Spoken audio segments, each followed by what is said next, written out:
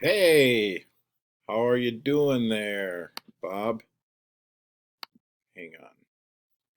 Thought I'd do a recording for fun in school. So you're being inundated with a couple videos, my Airbnb and my bee hives that I have this year. So I just thought it would be kind of fun to do this. Since distance learning, I've been doing more of crazy stuff like this. So it's just kind of entertaining for me, I guess.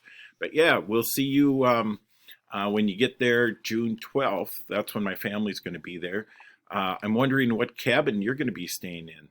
I know of most of them being filled, as far as I know, unless it's one of the two N ones, like the Moose that you're usually in, and or um, the Hummingbird. So I'm just wondering which cabin you're going to be in. I'll be in the Eagle, and I sent that email explaining what's going on and stuff. So anyway, yeah, I'm in school here.